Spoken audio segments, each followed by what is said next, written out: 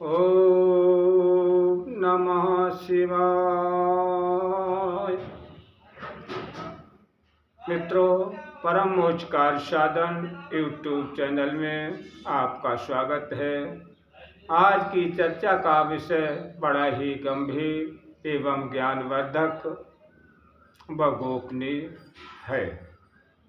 वो क्या है? परमात्मा का रहस्य। मित्रों, ईश्वर का रहस्य बड़ा ही अद्भुत एवं अलौकिक है। वो भगवान की कृपा से ही जाना जा सकता है। रहस्य छिपे हुए तत्व को कहते हैं।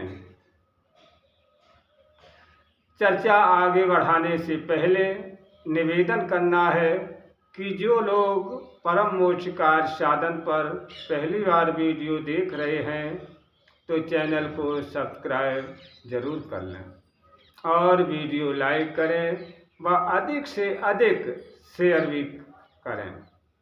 अब आते हैं चर्चा पर। मित्रों, रहस्य हर किसी को नहीं बताया जाता है।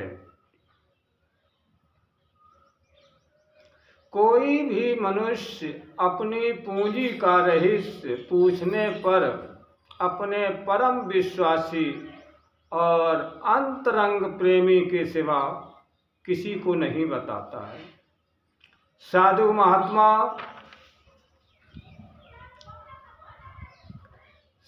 महात्मा गण भी अपनी स्थिति का हाल बिना अधिकारी के नहीं कहते हैं।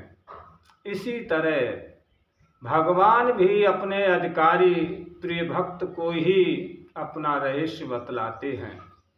भगवान ने गीता में जहाँ जहाँ पर ऐसा कहा है, ये रहस्य का विषय है, ये गोपनीय है, ये गौतम है, ये सर्वगौतम है, वहाँ वहाँ पर यही तत्व बतलाया है कि मैं ही परमात्मा हूँ, मैं ही सर्वश्रेष्ठ हूँ।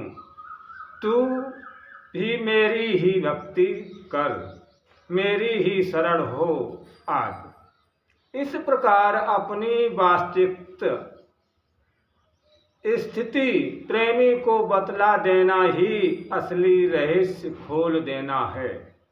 गीता अध्याय 4 श्लोक 1 से 14 तक में भगवान ने ये रहस्य समझाया है कि मैं साक्षात परमात्मा पृथ्वी का भार हरण करने, साधुओं का दुख दूर करने और धर्म की स्थापना करने के लिए लीला से प्रकट होता हूँ।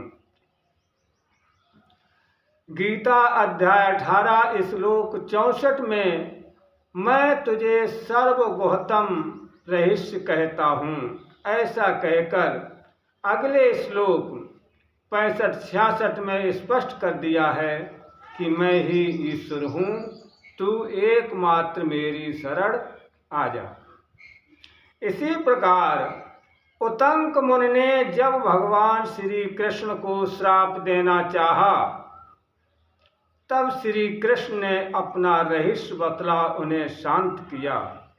वहाँ पर कहा कि समय समय पर अवतार रूप हम ही प्रकट होता हूँ, मैं ही साक्षात परमात्मा हूँ और श्री कृष्ण के नाम से प्रकट हूँ।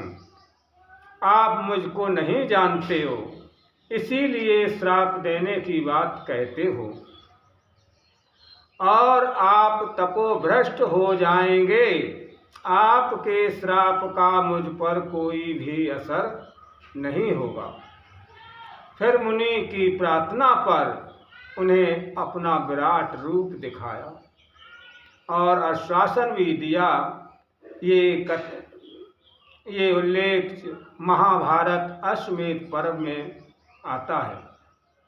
ईश्वर का रहस्य जानने वाला व्यक्ति ये समझ जाता है कि ईश्वर से बढ़कर संसार में कोई भी वस्तु नहीं है, इसलिए वो सबसे मुख मोड़कर ईश्वर भजन में लग जाता है।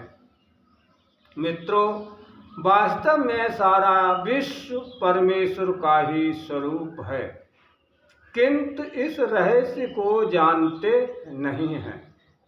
इसीलिए संसार के विविध रूपों को देखकर सुखी और दुखी होते हैं।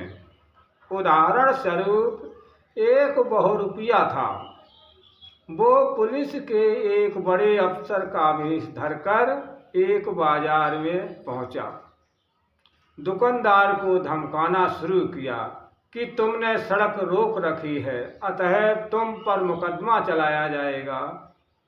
दुकानदार डरकर कांपता हुआ खुशामदें करने लगा और उस बहुरूपिये का स्वांग सफल हो गया।